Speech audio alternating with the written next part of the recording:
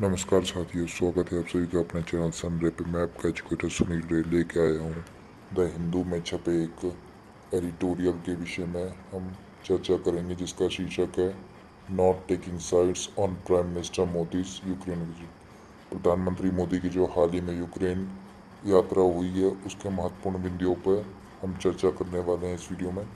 तो सबसे पहला जो हमें बिंदु है वो हमारा है, Prime Minister Narendra Modi visited Kyiv and met Ukraine President Vladimir Zelensky on August 23, 2024, 6 weeks after his Moscow visit। तो हाल ही में 6 हफ्ते पहले ही प्रधानमंत्री मोदी रशिया मॉस्को गए थे पुतिन राष्ट्रपति पुतिन से मिलने के लिए।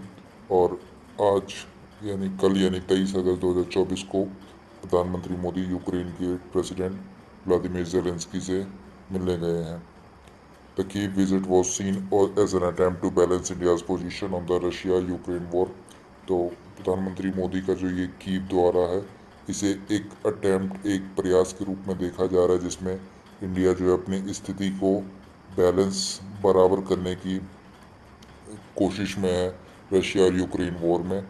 अक्सर देखा जाता है कि जब भी युद्ध होता है तो किसी एक देश को अपने स्वार्थ और अपने इच्छाओं के लिए किसी एक कंट्री का साथ देना होता है। तो यहाँ या तो हम रशिया के साथ खड़े होते हैं या यूक्रेन के साथ, लेकिन ये भारत का प्रयास है कि वो रशिया और यूक्रेन दोनों के साथ खड़ा होने की कोशिश कर रहा है। India has been maintain a distance stand on the conflict since February 2022, abstaining from UN resolution critical of Russia। तो इंडिया जब से ये युद्ध चालू हुआ है रशिया यूक्रेन के बीच फरवरी 2022 से, इंडिया ने जो है सभी प्रस्तावों पे वोट करने से मना किया है जो भी रशिया के खिलाफ गए हैं। ऐसा इसलिए भी किया गया था क्योंकि हम रशिया से बहुत भारी मात्रा में ऑयल खरीद रहे हैं यूएसए के सेंक्शन के बावजूद। India has ignored Western sanctions on Russia, particularly regarding oil import and defense hardware purchases।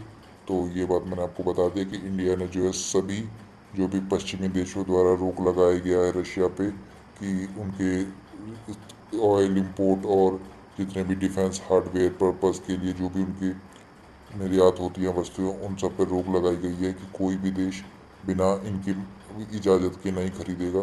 फिर भी भारत को छूट दी गई है कि आप अपनी पूर्ति के लिए रशिया से तेल और defence. India did not include Ukraine in G20 summit in 2023 और send high level representation to the Swiss peace summit in June 2024। तो इंडिया ने जो है यूक्रेन को 2000 G20 समिट जो 2023 में भारत में हुई थी उसमें नहीं बुलाया था, और ना ही हाई लेवल रिप्रेजेंटेशन जो स्विस शांति समझौता हो रही थी जून 2024 में, उसमें भी हमने कोई अपना रिप्रेजेंटेटिव नहीं भेजा था। Modi's Kyiv to Kyiv was first by an Indian Prime Minister since Ukraine independence in 1991। तो 1991 में रशिया यूएसएसआर की ख़त्म होने के बाद जब यूक्रेन आज़ाद हुआ, तो ये आज़ाद होने के बाद से ही मोदी की जो विज़िट है, प्रधानमंत्री मोदी की जो कीव विज़िट है, ये पहले प्रधानमंत्री होंगे जो ये कर रहे हैं। During the short visit, Modi and Zelensky discussed the conflict and visited a memorial for children killed in war।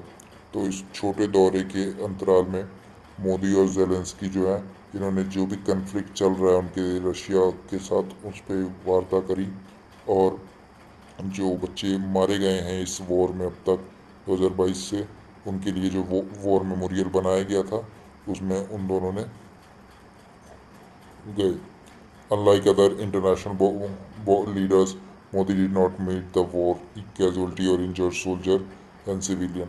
तो इस बात की मोदी जी के लिए बहुत ज़्यादा ही आलोचना हो रही है कि आप हर जगह तो वैसे ही कैजुअलिटी और सोल्जर से मिलते हैं, लेकिन इस दौरे पर बाकी इंटरनेशनल लीडर्स जो अंतर्राष्ट्रीय नेता हैं उनके तरह ना करते हुए इन्होंने जो भी वॉर में क्षतिग्रस्त लोग थे और जो भी ऐसे सैनिक थे जो इंजर्ड हुए हैं और जो सिविलियंस इंजर्ड हुए हैं, उन सबसे मिलने नहीं गए। Indian Ukraine side agreement on cooperation in agriculture, medical product और कम्युनिटी। तो इस सब सफल बनाते हुए इस दौरे को मोदी जी ने कृषि, कल्चर, मेडिकल प्रोडक्ट्स और कम्युनिटी डेवलपमेंट प्रोजेक्ट्स पे एग्रीमेंट साइन किए हैं, The leader did not discuss progress on a strategic partnership on supplies of telecom, medical infrastructure and construction equipment requested by Ukraine. तो ये जो यूक्रेन द्वारा इन सभी चीज़ों के ऊपर अपील की गई थी, लेकिन ये फाइनल नहीं हो पाया. Question arose about India's political role in resolving the conflict including participation in a purpose summit in November 24. तो अब इस बात पर चर्चा उठ रही है कि इंडिया का क्या रोल होने वाला है जब इस मुद्दे को दोबारा उठाया जाएगा नवंबर 2024 में एक शांति प्रस्ताव के तौर पर. Modi is among a few world leaders, including those from Indonesia, Turkey, South Africa, and Hungary, who have visited both Kyiv and Moscow.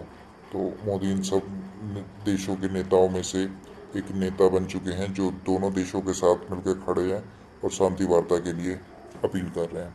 As a leader of a global South, India has stake in mitigating the war impact on developing an underdeveloped nation. तो एक global south में सबसे बड़ा देश होने के नाते से इंडिया का जो रोल है वॉर इम्पैक्ट में बहुत ज़्यादा है कि वॉर इम्पैक्ट से कैसे लड़ा जाएगा, चाहे वो डेवलपिंग नेशंस हो चाहे वो अंडर डेवलपिंग नेशंस हो. India has shown limited interest in peace initiative, mainly passing message and attending peace dialogue when invited.